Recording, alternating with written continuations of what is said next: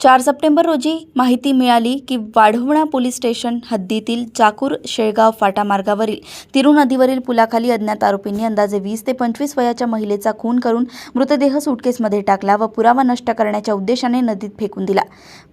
Police Thane वाढवणा येथे कलम 103(1)(238) भारतीय न्याय संहिता अंतर्गत गुन्हा दाखल करण्यात आला। घटनास्थळी पोलीस अधीक्षक श्री अमोल तांबे यांनी भेट देऊन पाहणी केली।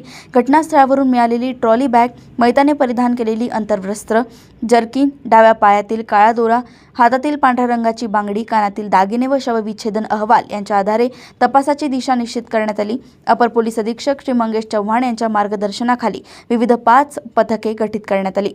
दरम्यान एका साखर कारखान्यात मेंटेनन्सचे काम करणाऱ्या कुटुंबियांवर त्यांच्या हालचालीवर पथकामार्फत लक्ष ठेवण्यात येत होते।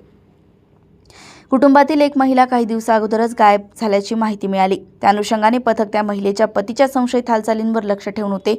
संशयित पतीने त्याचे बिंग फुटू नये म्हणून तो उदगीर ग्रामीण पोलीस ठाणे येथे आपल्या पत्नीचा फोटो घेऊन पत्नीची मिसिंग दाखल करण्यासाठी आला असता पोलीस निरीक्षक राजकुमार पुजारी यांनी व सदर महिलेच्या फोटोची व नमूद गुन्ह्यातील रेखाचित्राची पडताळणी केली।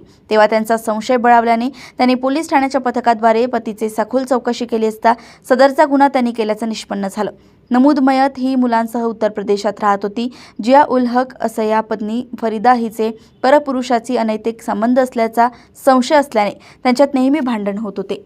नमूद मयत फरीदा ही काही दिवसांपूर्वीच मुलांसह जिया उल हक याच्याकडे राहण्यास आली होती।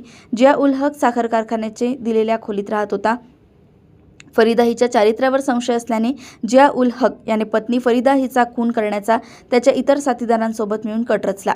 15 ऑगस्ट रोजी साखर कारखान्यातील कामगारांची सुट्टी असल्याने जिया उल हक याने दुपारी 2 वाजताच्या सुमारास घरी असताना आपल्या साथीदारांच्या मदतीने मयत फरीदाच्या छातीवर बसून उशी तोंडावर दाबून गुदमरून श्वासोच्छवास रोखून फरीदाचा खून केला व त्यानंतर फरीदाचा मृतदेह ट्रॉली बॅगेत ठेवून स्थानिक ऑटो भाड्याने घेऊन साथीदारांसह निघाला।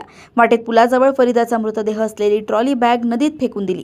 त्यावरून सदर पथकांनी तत्काळ वेगवान कारवाई करत काही तासातच गुन्ह्यातील मुख्य आरोपी व गुन्ह्यात मदत करणारे त्याचे अन्य 4 आरोपीस अटक केली आहे। लातूर येथून सहसंपादक रणजित मस्के यांची रिपोर्ट। पोलिसांना त्या ठिकाणी यश आलेलं आहे।